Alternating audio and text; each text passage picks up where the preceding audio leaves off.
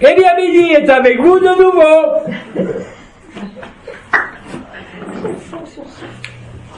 Je t'écoute.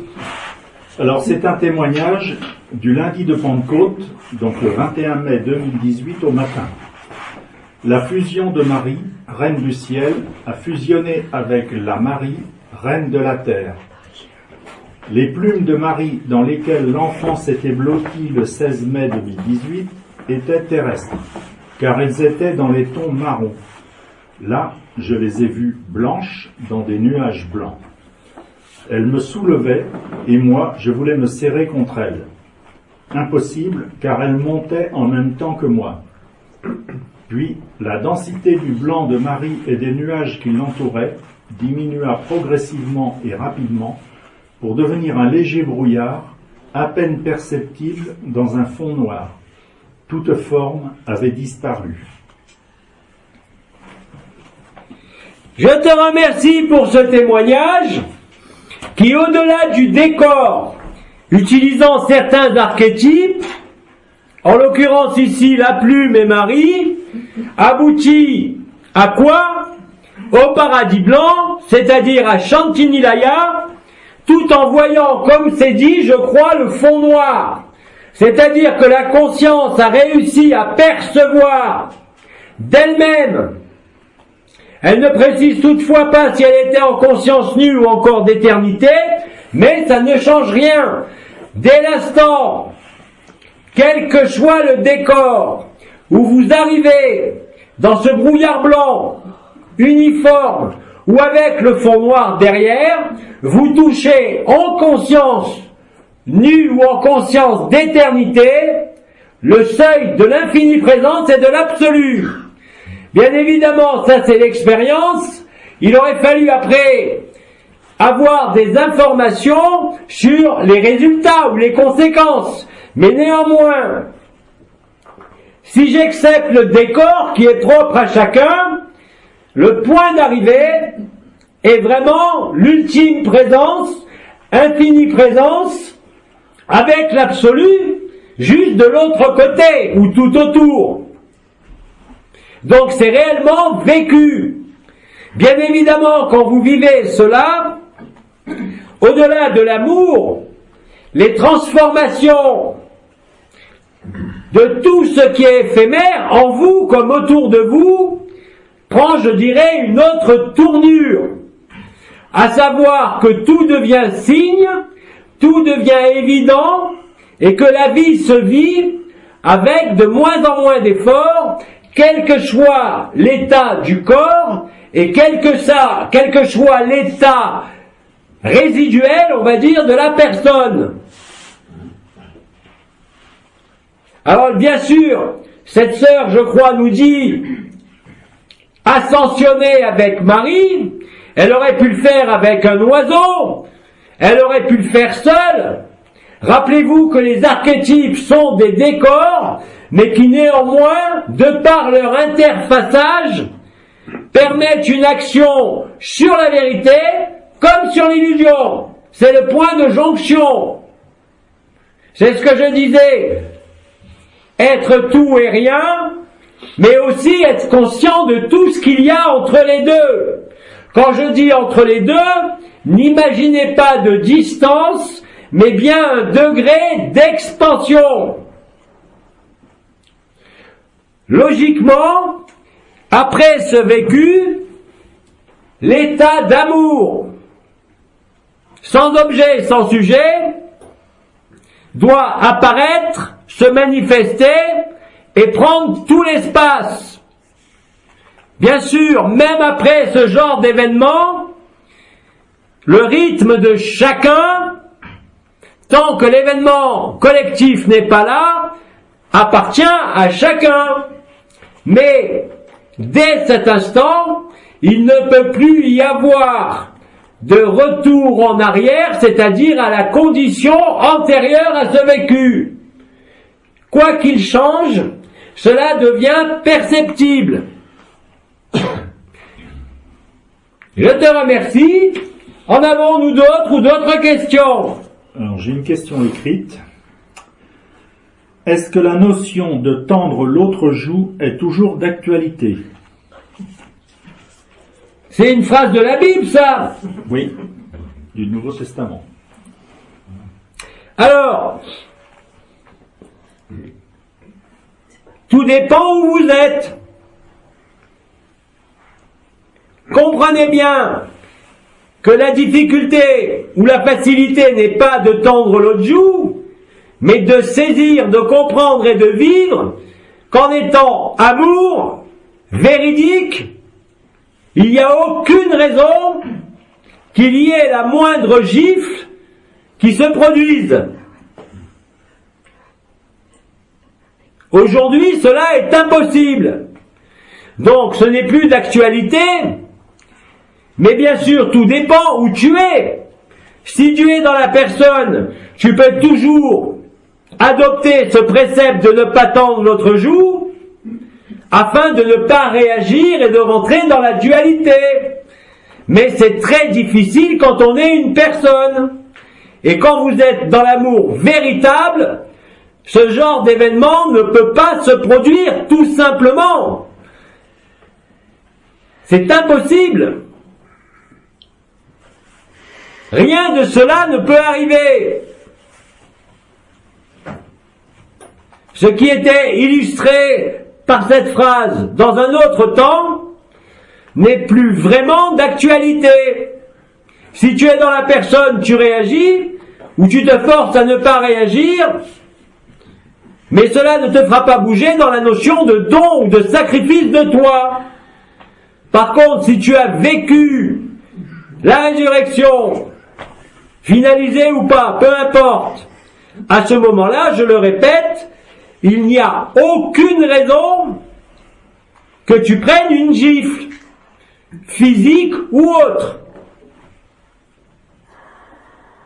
Dans ce cas-là, l'amour ne réagit pas et aura toujours l'explication du pourquoi, du comment, non pas par la compréhension, mais directement par l'intelligence de la lumière.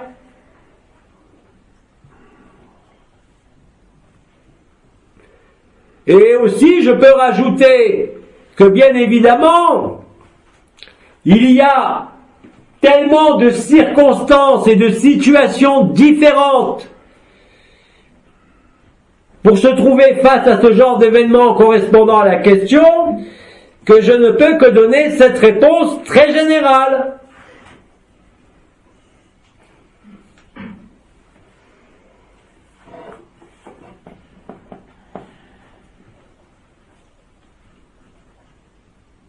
Tu peux continuer. Alors nous avons un témoignage oral. C'est un témoignage. Hier, pendant la rencontre avec Abba.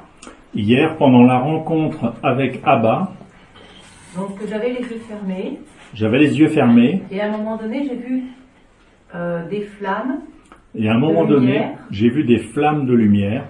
J'ai compris que ça correspondait à chacun. J'ai compris que cela correspondait à chacun. Et tout d'un coup, tout s'est dissous dans un seul blanc. Et tout d'un coup, tout s'est dissous dans un seul blanc. Et de là, ça a pénétré en le cœur, De là, cela a pénétré dans le cœur, qui s'est mis à brûler. qui s'est mis à brûler. Et tout ce feu, en fait, s'est répandu Tout ce feu s'est répandu, en fait, sur tout le corps. sur tout le corps. C'est tout. Je te remercie. Ce que tu décris là qui s'est produit lors de la rencontre avec Abba est exactement la même chose que ce rêve, mais là tu n'as pas eu besoin de le rêver ou de partir, ça s'est produit au travers de ce corps. C'est-à-dire que l'amour, la conscience nue s'est révélée à toi dans le même temps. Là, ce qui est important, bien évidemment, ce qui s'est passé est la réalité, le réel. Mais ce qui est important, c'est aussi le résultat sur ton éphémère depuis hier. Et là, tu n'en parles pas. C'est-à-dire, comment te sens-tu aujourd'hui par rapport à hier, avant. Mais par rapport à hier j'avais déjà vécu, notamment à 2 reprises, chaque matin, cette conscience d'amour.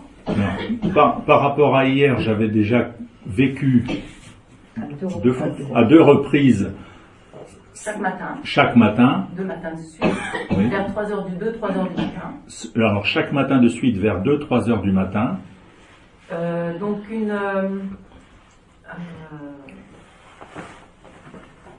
où j'ai vu en fait un état où j'ai vu en fait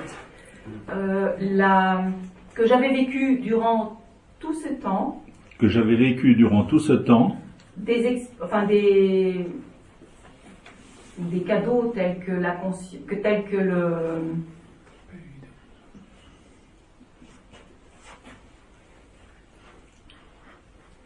tels que des voyages, l'absolu, des cadeaux tels que des voyages, l'absolu, des rencontres avec des êtres, et que tout s'était terminé depuis à peu près, on va dire 3 semaines. Et que tout s'était terminé depuis environ 3 semaines.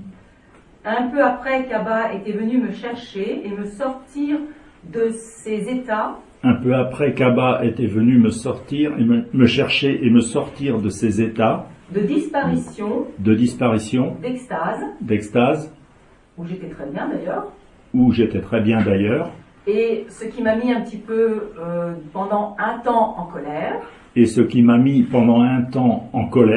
Mais j'ai vu ce qui était à voir, qui est persisté. Et peu de temps avant de venir ici, la révélation un matin, pareil, à 3h du matin. Et peu de temps avant de venir ici, la révélation, un matin. Donc, es-tu prête à fermer ce livre? Qui lui suggérait, es-tu prête à fermer ce livre? Voilà. Et donc, ces deux derniers matins, donc, en fait, après avoir observé déjà tout ça. Donc, ces 2 derniers matins, après avoir observé tout ça. Quelque chose en moi s'est produit comme une acceptation. Quelque chose en moi s'est produit comme une acceptation, un relâchement. J'ai vécu un flash chaque matin, un seul flash au-dessus du front. J'ai vécu chaque matin un flash au-dessus du front. Et ensuite, j'ai senti au niveau du cœur un feu du cœur, une brûlure. Et ensuite, j'ai ressenti au niveau du cœur le feu du cœur, une brûlure. Et comme si tout s'estompait, tout s'éteignait, et que seul restait cet amour. Et comme si tout s'estompait, tout s'éteignait. Et qu'il ne restait que cet amour. Et qu'il ne restait que cet amour. Et depuis, je suis dans cet amour. Alors effectivement, il y a... Et depuis, je suis dans cet amour. Et il y a... Effectivement, des petites... je sais pas, des petites expériences ou des vécus, un vécu plutôt. Et il y a des petites expériences, un vécu plutôt. Voilà, de ce genre où je vois, où je perçois donc toutes ces lumières qui se dissolvent en moi. Un vécu donc où elle perçoit ces lumières qui se dissolvent en elle. Et la seule chose que je peux aussi ajouter par rapport à hier. La seule chose que je peux ajouter par rapport à hier.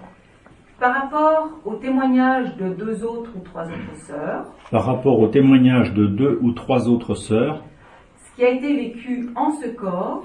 Qui a été vécu en ce corps. Lorsque j'ai, naturellement absorbé ces êtres. Lorsque j'ai naturellement absorbé ces êtres. J'ai senti ce feu au niveau du cœur. J'ai senti ce feu au niveau du cœur. Descendre au niveau de l'estomac. Descendre au niveau de l'estomac. Et faire sauter quelque chose littéralement au niveau de l'estomac. Et faire sauter quelque chose littéralement au niveau de l'estomac. Je me sens actuellement de plus en plus, je dirais, libre dans l'expression. Je me sens de plus en plus libre dans l'expression. Comme si j'acceptais quelque part, ou comme si il y avait une une facilitation, oui. à laisser exprimer la lumière en moi. Et je me sens comme s'il y avait une facilitation de plus en plus à laisser s'exprimer la lumière en moi. L'amour en moi. L'amour en moi. Je te remercie pour ce témoignage très fourni et qui correspond réellement à la résurrection. C'est net, clair et précis. Alors vous voyez là, c'est pas passé par des archétypes, c'est passé par le réel, sans traverser d'archétypes, les flammes, les présences, le blanc. Il n'y a pas de forme discernable. Mais le résultat est le même. Alors, comme ça a été dans tes multiples expériences par rapport à celle d'hier de l'autre sœur, ça te montre simplement, et vu la répétition de ces états, l'immuabilité de l'amour. Bien évidemment, là aussi, c'est irréversible, irrémédiable, et l'amour ne peut prendre que toute la place, tout l'espace, toute ta personne, et in fine, tout ton corps. Vous vous doutez bien que l'ensemble de vos fonctionnements au sein de la matrice qui s'achève sont à ce moment-là profondément différents, même au sein de l'illusion. Justement, parce que le ciel est réuni à la terre, en résonance commune, sans interférence, sans couche isolante, et pareil pour chacun, ou pour la plupart, pour ceux qui le vivent.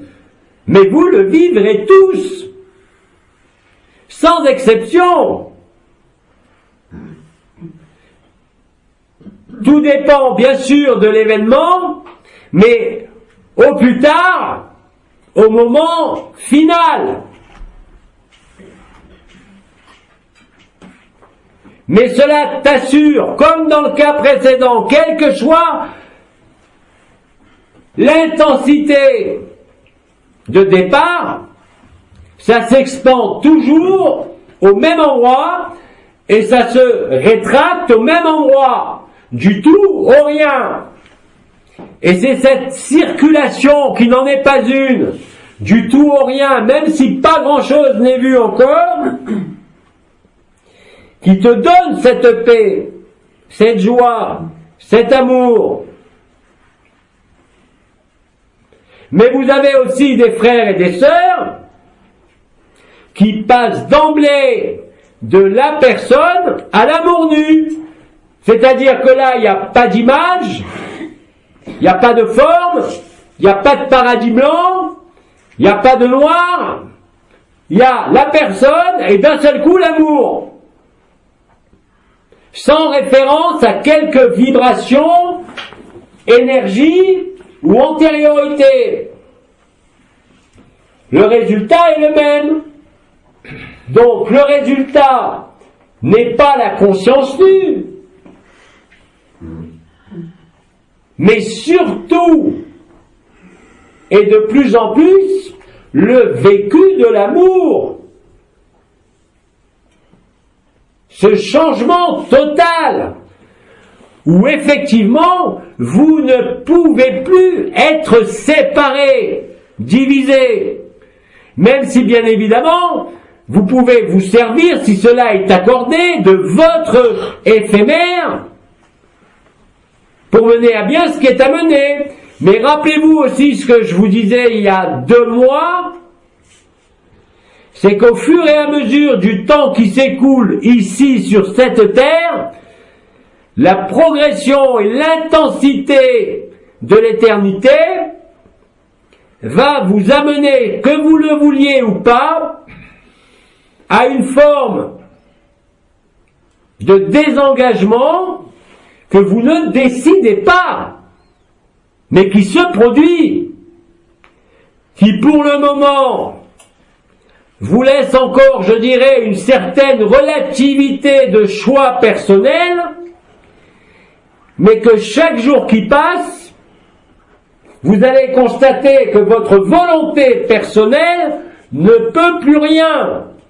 À un autre niveau, par exemple, lors des rendez-vous de brasier, de Saint-Denis ou d'autres, collectifs ou individuels, vous allez constater donc en position étendue et immobile que deux choses. La première, peut-être une facilité plus grande ou une difficulté nouvelle pour disparaître, mais aussi à l'autre extrémité de constater que même en revenant dans le corps physique, dans la conscience ordinaire, vous pouvez ouvrir les yeux, mais que dans certains cas, vous ne pouvez pas bouger. Ça le fait aussi, même si vous souhaitez de vous étendre sans objectif, immobile, ou même dans un siège assis, suffisamment longtemps, et vous allez constater que le corps ne répond pas. Effectivement, quel que soit l'événement, vous vous apercevez bien que vous rentrez dans quelque chose avec plus ou moins d'intensité et que cela est réel. Vous perdez le contrôle de l'éphémère, de votre sac, et vous prenez le contrôle de l'éternité. C'est vraiment ce que j'illustrais par cette notion de balance. Vous en concluez, même si c'est pas collectif, que ces mécanismes de difficulté à mouvoir la conscience ordinaire et le corps est de plus en plus présente, même individuellement, ce qui signe indiscutablement que le moment collectif de l'événement est très proche. Vous constatez d'ailleurs, pour ceux qui le vivent, une espèce de progression en intensité et en durée de ce processus qui correspond en vérité à l'action dissolvante du corps d'éternité sur le corps physique, qui prend tous les relais. C'est comme ça, dans cette période, pour ceux qui le vivent, que vous vous acclimatez à votre corps d'éternité, à la conscience nue. Cette acclimatation se poursuivra, apparaîtra chez d'autres frères et sœurs de façon de plus en plus importante jusqu'au moment de l'événement. Là aussi, il s'agit d'un don de la grâce qui permet un déploiement extrêmement rapide de la vérité. Chacun pouvant alors y prendre ce qui est pour lui.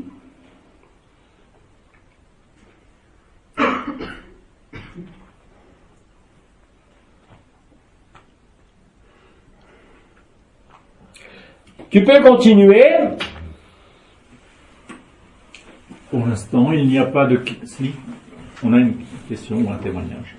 À la fin de la séquence précédente, il était question de la personne.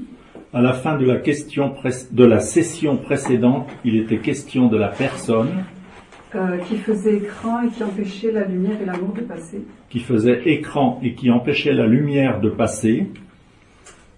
À ce moment-là, au niveau du cœur qui était un carré, j'ai vu les bras et les jambes se plier à l'arrière du corps. À ce moment-là, alors, le cœur était un carré. Le cœur était en forme de carré. Et les bras et les jambes se sont pliés, tu sais, comme un origami. Les bras et les jambes se sont repliés. À l'arrière du corps. À l'arrière du corps. Et en fait, il y avait un voile qui bloquait. En fait, il y avait un voile qui bloquait. À ce moment-là, le point droit a percuté le voile et l'a fait sauter. À ce moment-là, le point droit de la main a percuté le voile et l'a fait sauter. Et une colonne de lumière est descendue du ciel. Une colonne de lumière est descendue du ciel. Mais n'a pas été jusqu'à la terre. Mais n'a pas été jusqu'à la terre.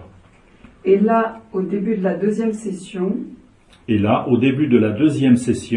je me suis vue assise. Je me suis vue assise. Avec la colonne de lumière devant. Avec la colonne de lumière devant. Le corps. Devant le corps. Je me suis alors levée. Le corps et la colonne de lumière ont fusionné. Le corps et la colonne de lumière ont fusionné. Et le corps est tombé à terre comme un manteau. Le corps est tombé à terre comme un manteau. Et il ne restait que la colonne de lumière.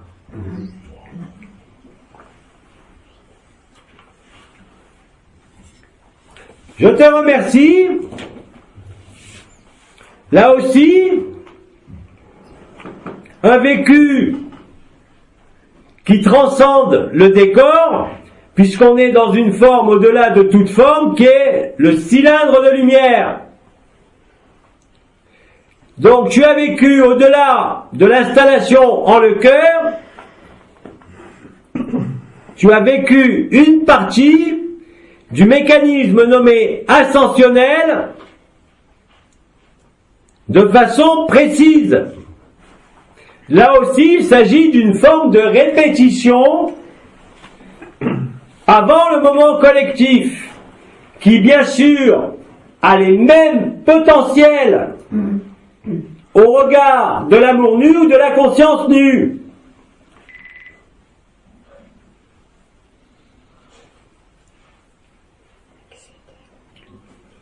Ce genre de discours, de témoignage, va devenir de plus en plus extensif, de plus en plus présent, chez toi comme chez un nombre toujours plus grand de frères et sœurs.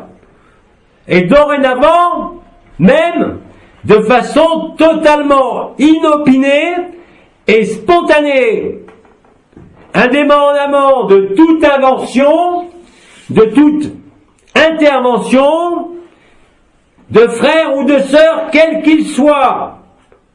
C'est-à-dire qu'à partir de ces jours-ci, quand un processus est impulsé de quelque façon que ce soit, il ne peut que se reproduire et s'amplifier à son tour, et ce, indépendamment de toute nouvelle interaction avec qui que ce soit.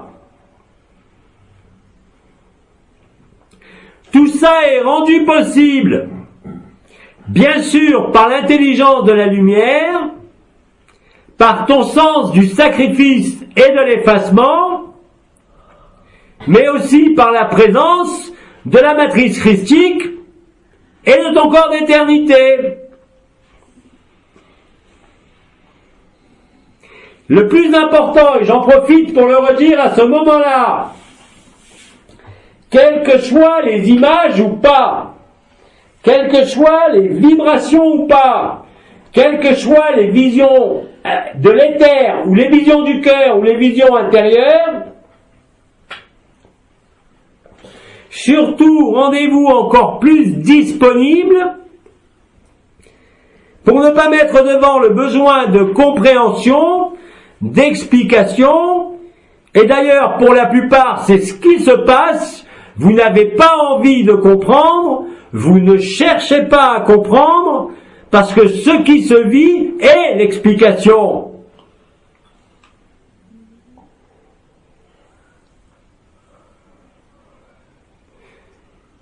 Je te remercie pour ce témoignage.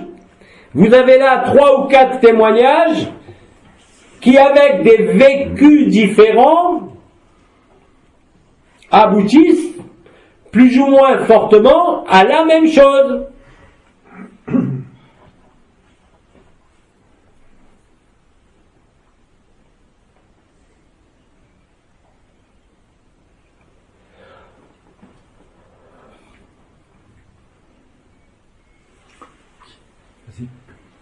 Je voulais juste dire que ce matin, j'ai rêvé, au tout petit matin, qu'on mettait ma voiture en fourrière. Alors ce matin, notre sœur a rêvé que l'on mettait sa voiture en fourrière. Juste 4 minutes avant que j'arrive pour la prendre.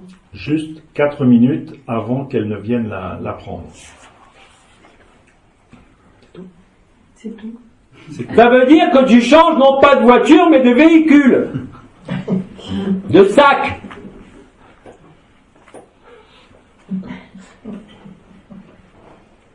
Que le corps d'avant va être remplacé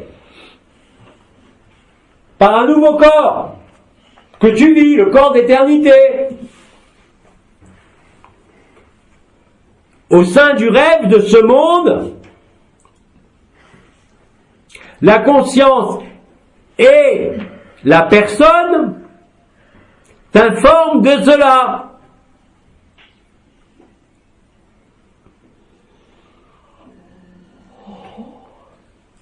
Cela veut dire aussi que le basculement d'un corps à un autre est acté, peut-être pas sur le plan dense, mais en tout cas sur les plans du ciel. Il te reste juste à faire la jonction, mais ce n'est pas toi qui l'as fait, elle se fait dès l'instant où tu disparais à toi-même, ce que tu décris d'ailleurs parfaitement.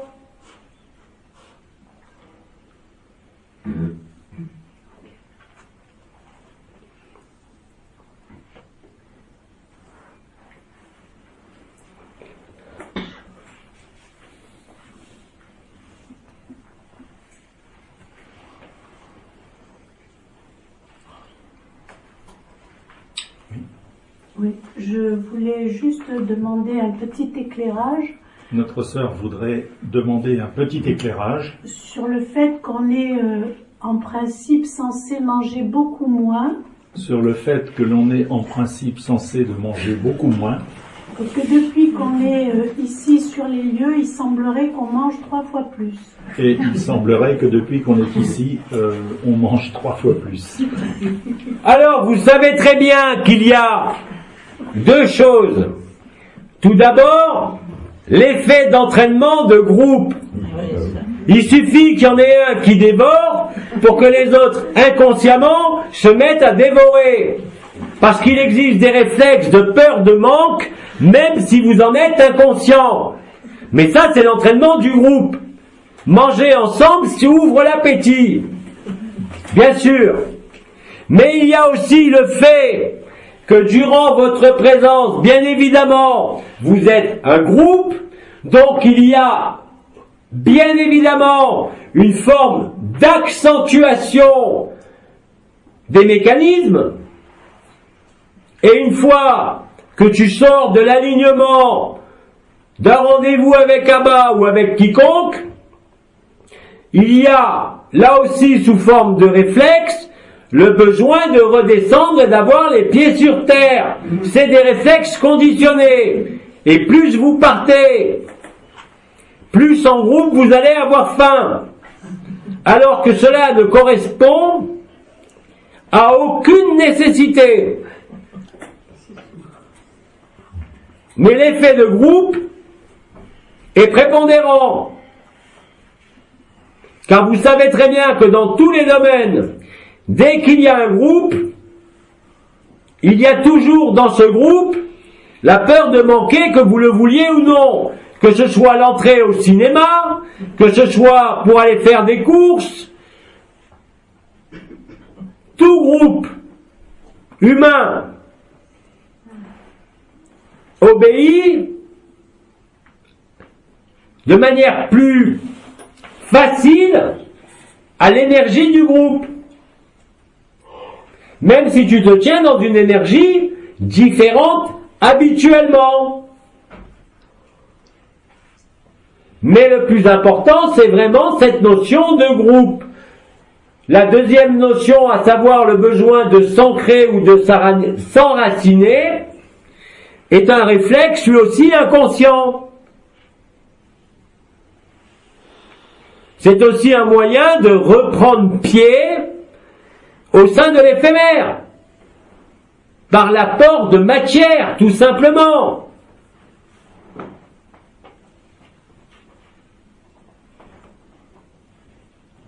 Mais si vous étiez seul à vivre cet état, ne serait-ce qu'1 heure ou 2 heures par jour, vous constateriez aisément en seul à seul ou en petit comité que réellement et concrètement, il n'y a pas de fin. Ou en tout cas, à des moments qui ne peuvent pas être rigides comme des moments de repas, mais qui vont vous déclencher une faim à n'importe quel moment. Ça, vous le vivez tous, pour une raison qui est fort simple, c'est que l'alchimie qui se déroule entre le feu igné, le feu vibral, le feu vital, utilise un certain nombre de structures qui sont conjointes au corps éphémère et au corps d'éternité. Et surtout, ce que vous nommez, je crois, les portes attraction et vision, qui bien sûr sont liées à la digestion, au sucre dans le sang, et à toutes les fonctions qui ne commandent pas l'appétit, mais qui ouvrent l'appétit, qui ne commandent pas nécessairement de vous dire il faut aller manger, mais qui inconsciemment vous font remplir. C'est du remplissage. Ce n'est même plus de l'alimentation. Quand vous êtes dans ce deuxième cas, alors vous imaginez le groupe plus la deuxième notion, effectivement, vous risquez de prendre beaucoup de poids durant cette semaine. D'autant plus, je vous le rappelle, que quand vous êtes dans le cœur, vibratoirement, en conscience nue, ou en conscience d'éternité ici, vous êtes réellement et concrètement nourri par la lumière.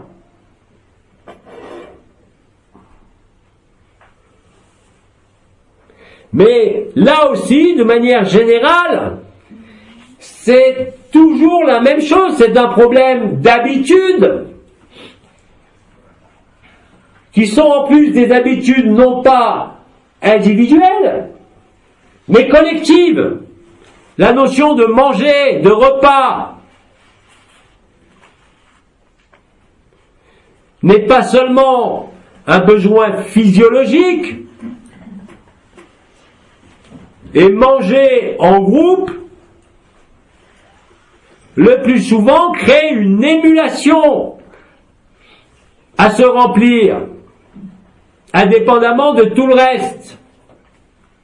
Et vous avez aussi une autre notion qui intervient. En général, quand on vous sert quelque chose, votre femme au restaurant, vous mangez ce qu'il y a dans l'assiette. Vous n'avez pas le choix. Mais si vous avez le choix, vous allez prendre tous les choix. La nature humaine est ainsi faite, même libérée par l'amour. Si vous montre bien que ce corps et ce sac de viande vous mènent encore malgré tout par le bout du nez.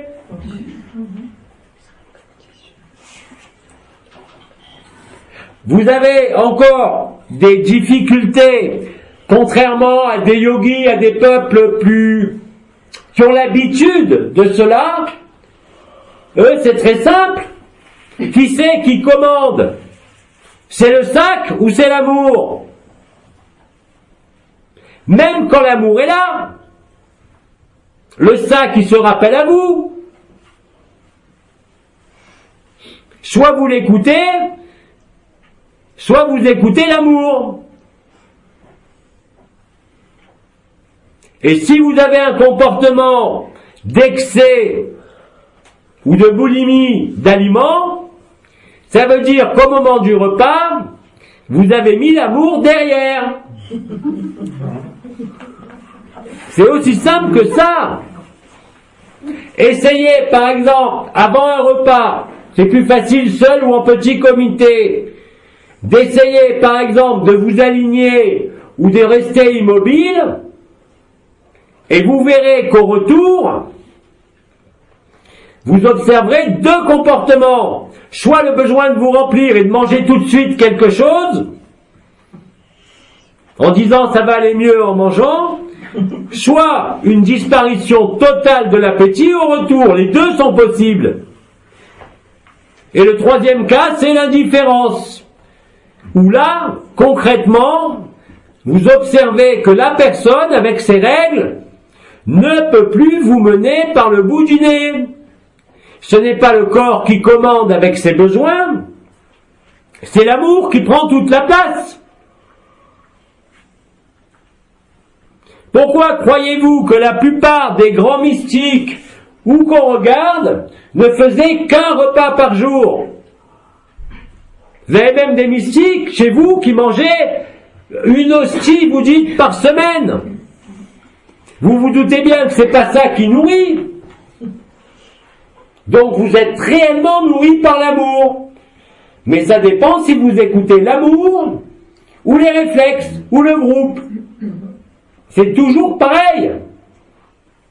Parce que même quand vous vivez la résurrection, qu'elle est finalisée, vous êtes obligé de constater qu'il y a quand même des éléments, des bribes d'éléments de la personnalité qui se manifestent par moments, jusqu'à ce que ça soit vu.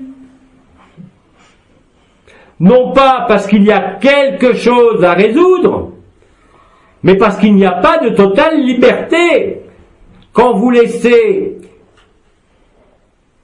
les désirs de quoi que ce soit prendre le dessus, ça ne veut pas dire qu'il faut s'opposer au désir, mais qu'il faut le voir. Parce que le simple fait de voir, dès que la résurrection est enclenchée, permet une résolution encore plus vite et plus rapide que ce que nous disions avant de laisser traverser ou de se laisser traverser. Ça, c'était pour la transparence. Mais ce qui se déroule dans ces moments de repas quand vous êtes seul ou en groupe ne fait que vous montrer, quel que soit votre état, éveillé, endormi, vibrant, vivant le brasier ou pas, le comportement qui va être adopté au niveau alimentaire, soit il est lié et en résonance avec l'amour.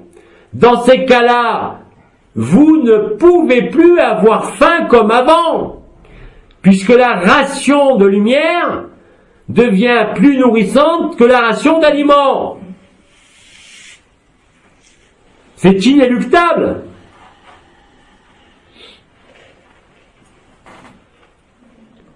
L'allègement, non pas l'amaigrissement, mais l'allègement de la forme, permet, sans aller trop loin, de créer des modifications physiologiques au niveau de vos mécanismes d'alchimie entre le corps éphémère et le corps d'éternité, entre la conscience personnelle, la supraconscience et la conscience. C'est la même chose pour toutes les habitudes, pour toutes les choses répétitives. Là, on parlait d'aliments, ça sera la même chose pour le sommeil. La lumière vous nourrit et elle change les rythmes et les alternances de veille et de sommeil. Tous les besoins corporels, toutes les habitudes comportementales, une fois que l'amour est totalement installé, ne peuvent que se modifier très profondément. Tout se modifie pas seulement la conscience, pas seulement le point de vue, mais tout le fonctionnement de ce corps se réorganise. Pas par une quelconque volonté, mais par l'intelligence de la lumière.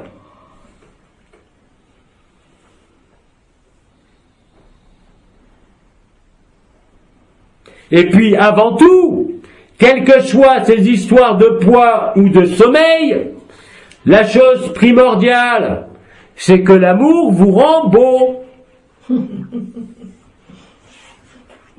Et cela se voit, cela se sent, cela se perçoit. Il n'y a pas d'amour sans éclat du regard, il n'y a pas d'amour vrai sans rire, il n'y a pas d'amour vrai sans légèreté, il n'y a pas d'amour vrai sans unité totale avec soi-même et avec tous les autres.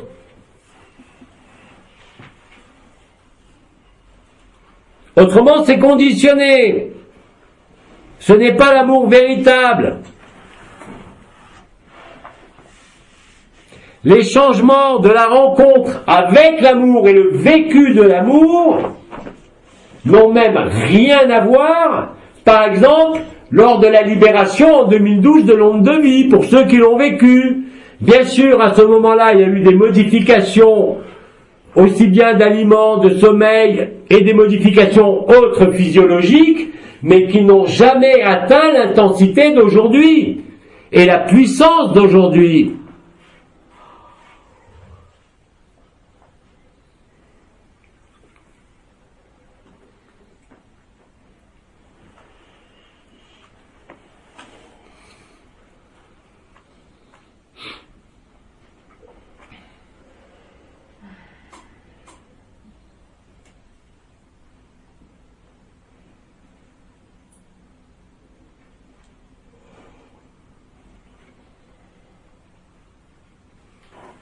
Grâce à l'écoute de vos nombreuses interventions, j'ai senti au fil des années que mon corps physique s'est petit à petit vidé.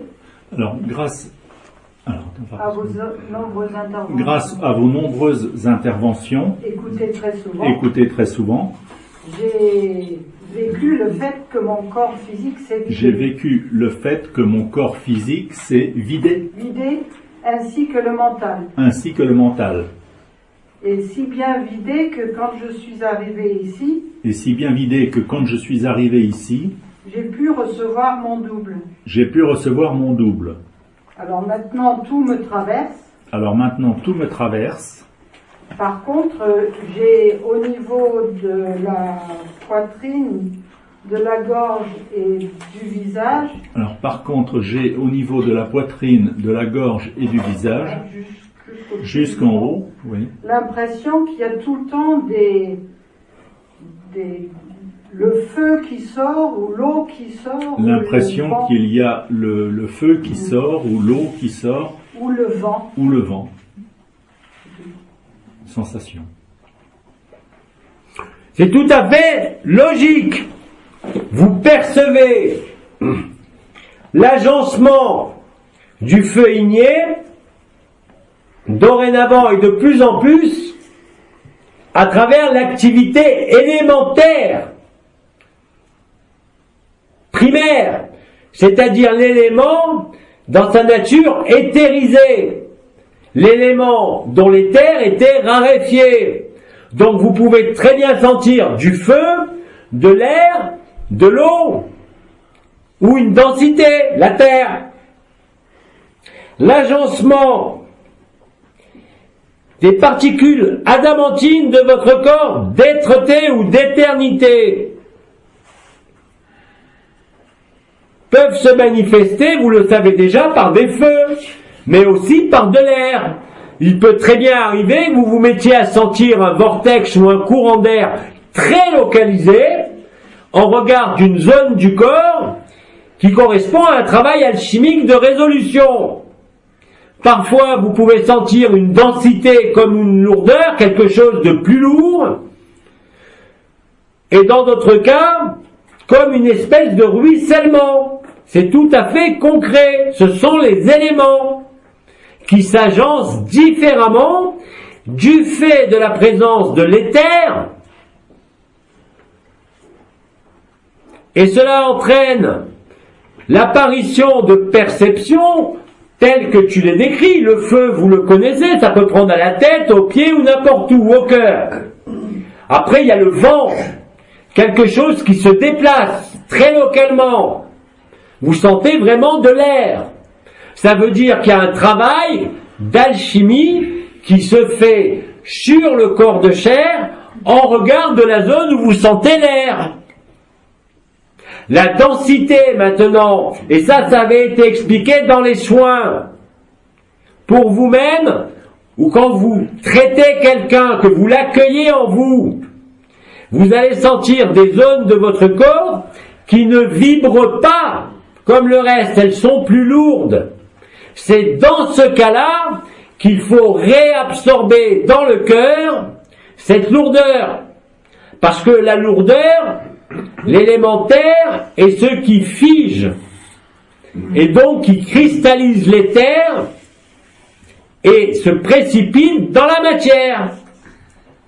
C'est d'ailleurs, et ça n'avait pas été dit, je crois, lors des entretiens précédents, dans le processus d'expansion-contraction de la guérison, avec les vagues du cœur, et en ramenant ce que vous sentez directement dans votre cœur par la pensée, pas par l'énergie, vous guérissez.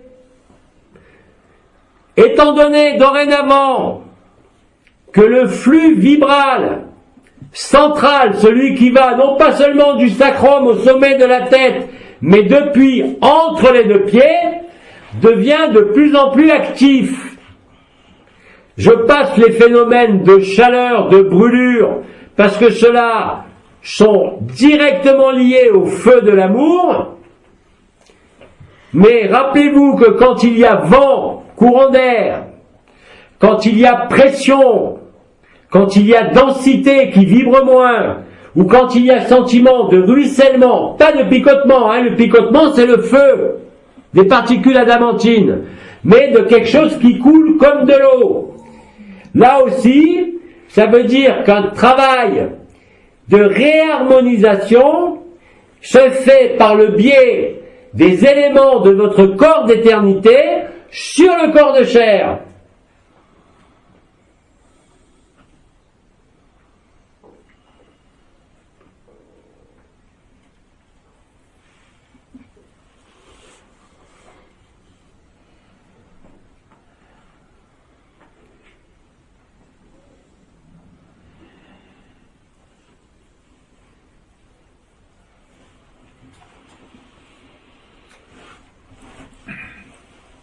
Autre question ou témoignage? Oui, un témoignage de notre sœur. Le mois dernier, le dernier jour de la rencontre. Le mois dernier, le dernier jour de la rencontre. J'ai accueilli une syntonie qui nous était offerte par votre acolyte. J'ai accueilli une syntonie qui nous était offerte par votre acolyte. Voilà, donc une syntonie individuelle. Syntonie individuelle. Et à un moment donné, donc j'ai fait une fusion en conscience nue avec Bidi. À un moment donné, j'ai fait une fusion en conscience nue avec Bidi. Et j'ai émis l'intention de me reconnecter à ma première émanation de conscience. Et j'ai émis l'intention de me reconnecter à ma première émanation de conscience. Oui. Et je me suis retrouvée être un immense tube de lumière blanche. Et je me suis retrouvé être un immense tube de lumière blanche. Et je suis restée dans ce tube. Et je suis resté dans cet état-là. Jusqu'à la fin. C'est le retour à l'information vibratoire, le costume, si tu veux, de Métatron, qui est présent, bien sûr, en chacun de vous, dans le cœur d'abord, et quand il se révèle, c'est effectivement le tube de lumière blanche qui vous parcourt depuis la ligne médiane, entre les pieds, jusqu'au-dessus de la tête. Bien sûr, en conscience nue, tu peux te rendre au-delà de tout anthropomorphisme, et c'est ce qui s'est passé, puisque tu as étais à l'intérieur, je crois, de cette colonne blanche, ou tu es devenue celle-ci? Je suis devenue celle-ci. Donc tu es devenu Métatron. C'est aussi simple que ça. Mais j'ai demandé à reconnecter ma première émanation de conscience. Je ne suis pas Métatron. Mais la première émanation de chacun de vous, avant la multiplication, c'est quoi? Vous êtes tous sortis en même temps comme ça avec une idée de création? Non, vous passez les voies. 0, 1, 2, 3. C'est la descente dans la manifestation de la conscience. Donc comme vous allez maintenant dans l'autre sens, certains d'entre vous arrivent directement au premier archétype, c'est-à-dire la première séparation. D'accord. Puisque vous êtes tous sans exception passés par là. Tous. Donc tu retrouves, comme tu l'as dit toi-même, ta première émanation. Mais ta première émanation, ça ne peut être que Métatron. Ce qu'on appelle la flamme, l'étincelle divine, ne prend sa spécificité qu'à partir du moment où il y a un cadre. C'est-à-dire uniquement une fois que le 1, le 2, le 3, le 4, qui est le cadre, le 5, le mouvement, est créé, avant même de voir, de toute façon, l'étincelle divine, c'est que des flammes, il n'y a aucune caractéristique. Mais ces flammes, elles apparaissent, non pas de la source comme ça. C'est une vision schématique que nous vous avions proposée. Mais la première émanation, puisque vous êtes tous les mêmes, que nous sommes un, bien évidemment que tu vas passer par la source, par Métatron, et le dernier stade derrière tout ça, qu'est-ce qu'il y a? Ah bah! Donc quand nous vous disons qu'il n'y a qu'une conscience qui s'est fragmentée à l'infini, c'est la stricte vérité. Et d'ailleurs tu décris dans cette espèce de retour au principe, à l'essence ou la première émanation, tu t'es pas vu dans une forme donnée, ni une lignée, Non. ni un système solaire. Et si tu montes juste au-dessus de Métatron, ou juste en dessous, tu as les 4 Ayot HaKodesh. Donc il y en a parmi vous qui voient les roues dans les roues et les Ayot HaKodesh, les séraphins, au-dessus de leur lit. C'est normal. Puisque tout est parti du 0. Puis le 1, puis le 2. N'imaginez pas apparaître comme ça par l'opération de je ne sais quoi, directement constitué dans une forme ou une dimension donnée. Vous savez bien que vous avez des lignées et une origine stellaire au sein de ce qui a existé dans le rêve. L'origine stellaire, excepté pour quelques-uns, ce n'est pas les triangles, c'est la limite de l'anthropomorphisme. Ou alors plus dense dans la 11e. Ou de Sirius. Ou d'autres. La spécificité, elle se prend pas en sortant de la source puisqu'il n'y a rien de créé. Elle se prend après avoir traversé, non pas les archétypes de ce monde, mais je dirais les vrais archétypes, c'est-à-dire la forme originelle de Métatron, de l'absolu qui n'a pas de forme, de la source, de Abba, de la mère primordiale. Et la spécificité va apparaître quand le cadre de manifestation, c'est-à-dire le 4 et les mouvements, le 5, sont réglés. Et là, vous émanez en tant que flamme dans votre origine stellaire et dans votre dimension de manifestation. Mais quand tu as demandé la première émanation, effectivement, tu t'es retrouvé à la première émanation commune de chacun. Après la source, Métatron. Merci. Donc, est-ce que tu comprends pourquoi on te dit depuis des années que tout est à l'intérieur de vous, que tous les mondes sont à l'intérieur de vous? Bien évidemment. Comment voulez-vous qu'il en soit autrement? Et je crois d'ailleurs qu'Abba vous l'a expliqué en long, en large et en travers. Mais l'explication ne sert à rien. Maintenant que tu as vécu ça, tu fais quoi avec? Tu dis j'étais Métatron? Non, certainement pas. Mais tu peux le dire. Tu l'es. Oui, mais je ne suis pas. Après, bien sûr, il y a des colorations qui vont venir, mais ça dépend, parce que tu peux aller avant la première émanation, et là tu vas tomber sur quoi? Vis-le et tu me raconteras. Oui.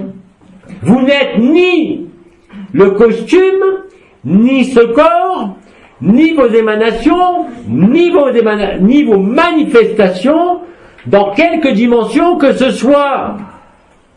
Alors c'est séduisant de dire qu'on a tous l'étincelle de vie en nous, on a tous le chakra du cœur, on a tous l'unité, on a tous Marie en nous, mais c'est la vérité réelle. Vous êtes identifié à une histoire la plus éloignée de la source, la fragmentation et la séparation totale. Et quand vous retrouvez la liberté, ça vous a été expliqué, sauf que là maintenant, au lieu de retrouver vos lignées, vos origines, vous allez beaucoup plus loin. Parce qu'au-delà de tout ce que nous vous avions dit, que cela soit moi ou les anciens et toi l'archange, n'oubliez pas qu'il y a un tout petit changement.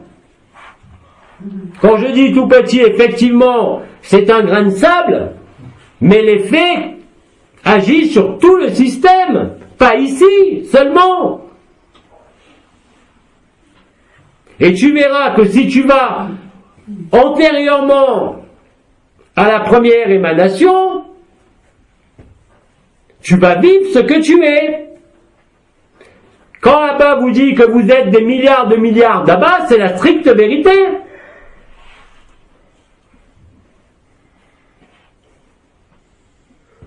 Ne soyez pas piégés par une forme donnée, par une origine stellaire, par une lignée.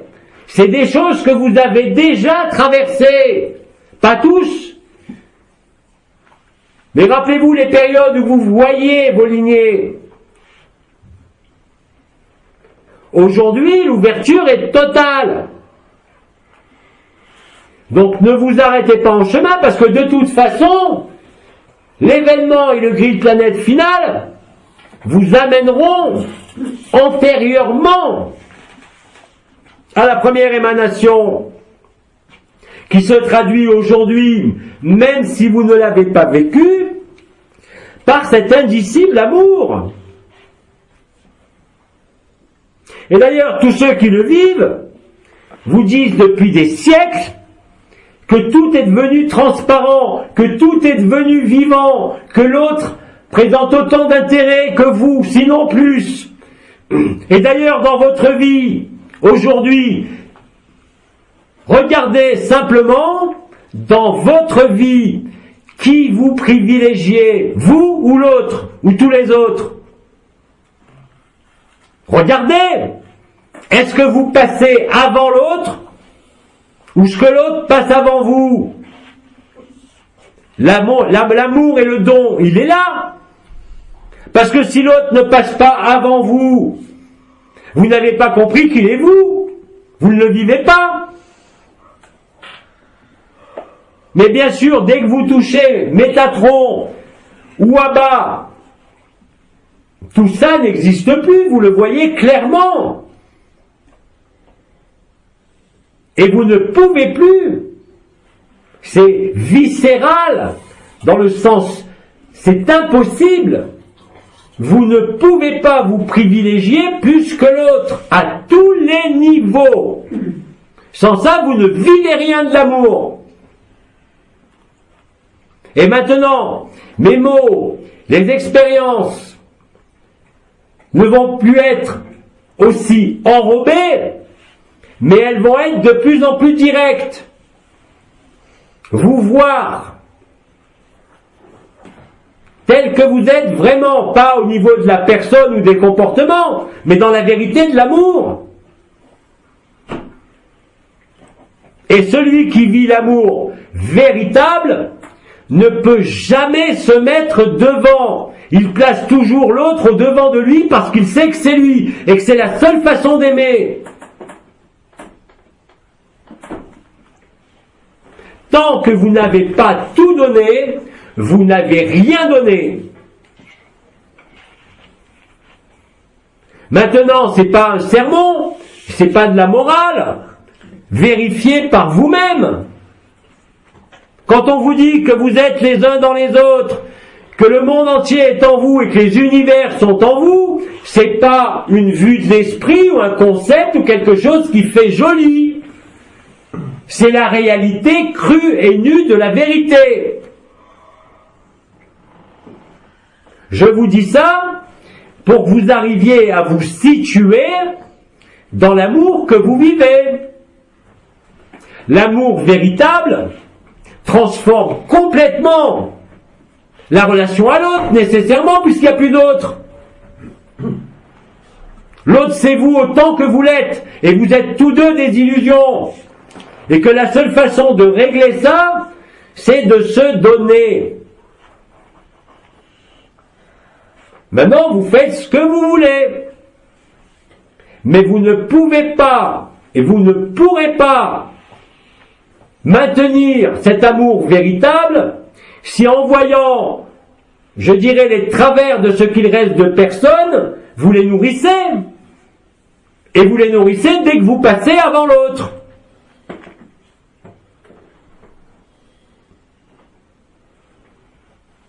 Parce que l'autre n'est rien d'autre que vous. C'est une image démultipliée à l'infini. Regardez tous les frères et les sœurs qui, même avant cette période, vivaient cet amour. Il n'y a pas d'autre amour. Quel que soit le décor, quelle que soit la dimension, la forme, le rêve, il n'y en a qu'un.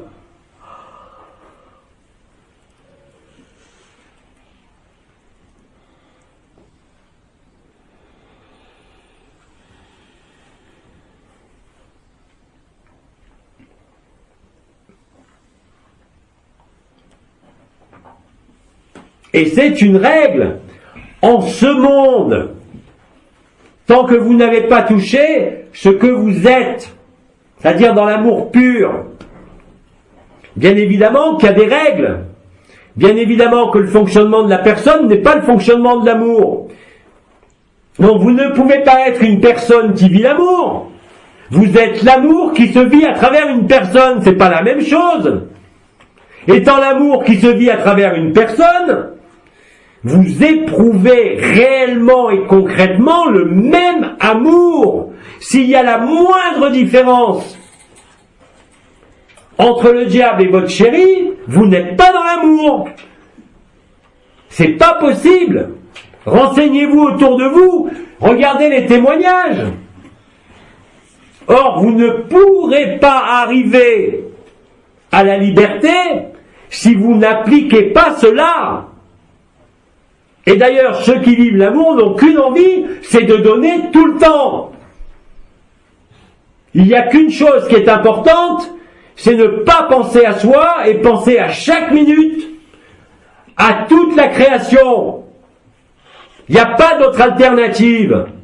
Donc tant que vous êtes enfermé, même dans l'amour que vous avez vécu, c'est pour ça que je vous ai engagé à témoigner, pour ne pas rester recroquevillé dans vos petits vécus.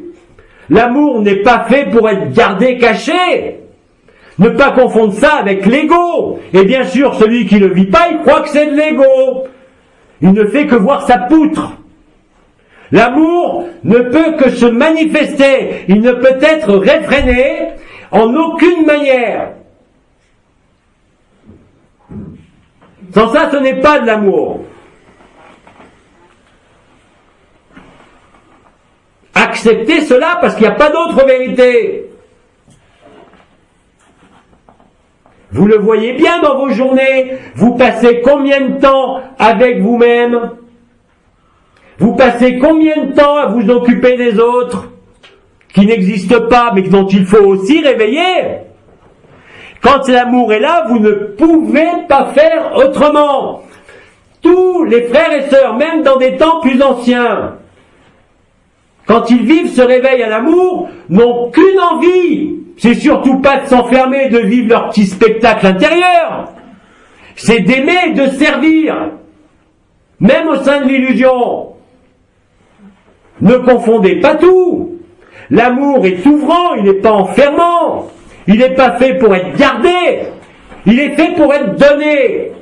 Et si vous ne vous donnez pas à chaque minute de votre vie, qu'est-ce qui se passe?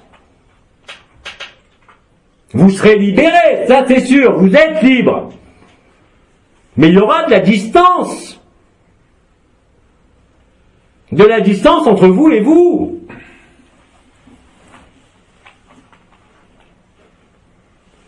Se reconnaître en l'autre, c'est pas une pratique, c'est une vérité avant toute chose. Et si ça vous ne le voyez pas, vous ne le percevez pas, mais il n'y a pas besoin de se poser la question. Ça se voit de la façon dont vous vivez. Je dirais que si plus de votre temps est passé dans ce monde, dans des activités éphémères, et que vous ne sentez pas cet état d'amour qui vous fait aimer chacun, vous allez mettre de la distance. Et d'ailleurs, quand vous êtes réellement dans l'amour, dans cet état, vous ne pouvez pas faire autrement. Vous pensez, même sans le vouloir, toujours à l'autre avant vous. Sans ça, ce n'est pas de l'amour. Vous vous réfugiez dans une tour d'ivoire en disant « je vis la félicité ».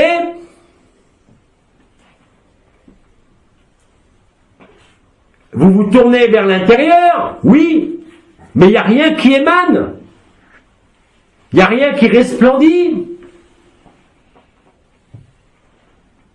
C'est pour ça que le meilleur témoin de l'amour, c'est la joie et le rire. Il n'y en a pas d'autre.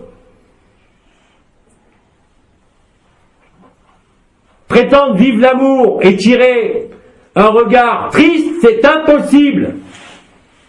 Sans ça, vous vous mentez. L'amour n'est pas une rêverie. L'amour n'est pas un idéal.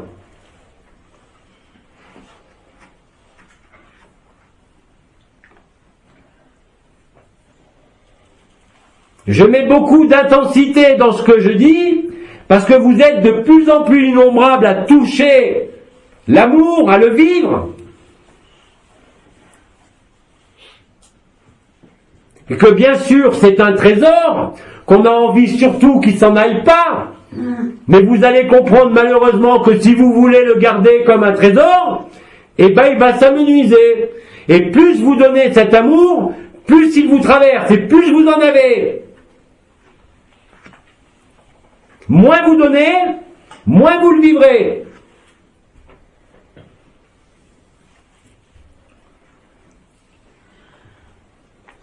Et ce n'est pas une conduite morale ou une conduite ou un précepte spirituel d'une religion. C'est comme ça parce que ça ne peut pas être autrement.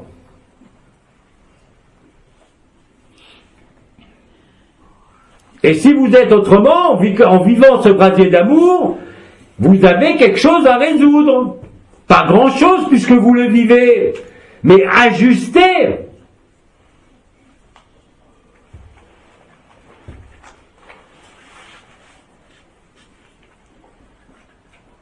Ça vous a été expliqué. Soit vous vivez votre vie, soit vous vivez la vie. Ça peut pas être l'un et l'autre. Dans un premier temps, oui. Mais très vite, non. Et là, qu'est-ce que vous allez constater? Si vous nourrissez votre personnage ou des histoires de ce monde, vous allez perdre cet amour. Il va sembler vous échapper. Vous ne pouvez le faire grandir et apparaître en totalité qu'en aimant. Au-delà de la personne.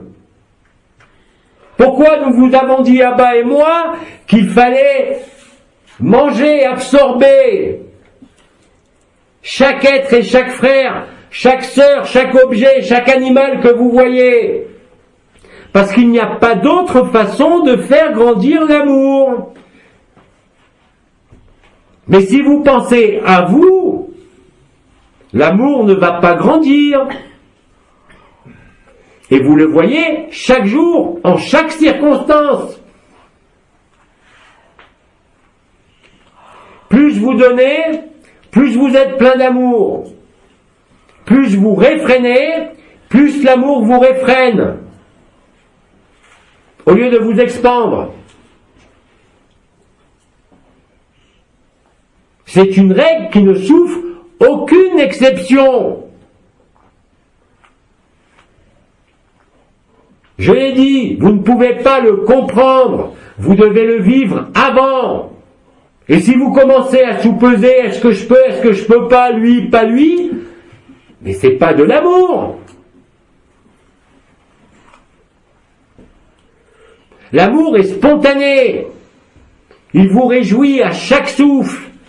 Il vous emporte et vous nourrit à chaque souffle.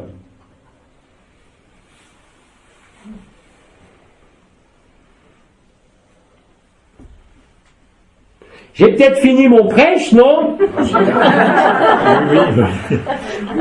On a fini, oui. Je suis désolé, mais ce prêche était important, Oui, surtout par rapport à ce qui va se présenter là. Il faut vous réajuster au plus vite, en fonction de ce que je vois ici et partout d'ailleurs, hein. L'amour n'est pas fait pour la personne. L'amour n'est pas fait pour le soi. Vous êtes l'amour. L'amour ne peut pas se restreindre. Le soleil nourrit chaque enfant, qu'il soit un bandit, un assassin ou un saint. Il ne fait pas de différence. Et je crois que la source l'avait dit lors de son passage dans un corps de synthèse. Il n'existe pas de saint qui ait été pécheur. Il n'existe pas de saint sans passé. Il n'existe pas de pécheur sans avenir dans les circonstances de l'époque de ce monde. Mais aujourd'hui, c'est bien plus que cela. Je crois que tu m'as dit que le temps du prêche était achevé. Oui. Alors je vous laisse. Je n'osais pas vous interrompre. Je vous laisse.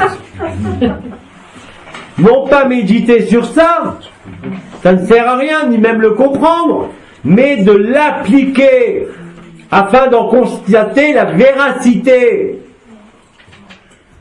C'est pas compliqué.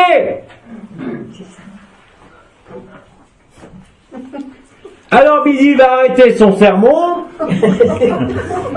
Bidi vous aime. Nous aussi. Bidi vous remercie. Nous aussi. Et Bidi participera avec l'acolyte ce soir pour venir vous chatouiller le cœur.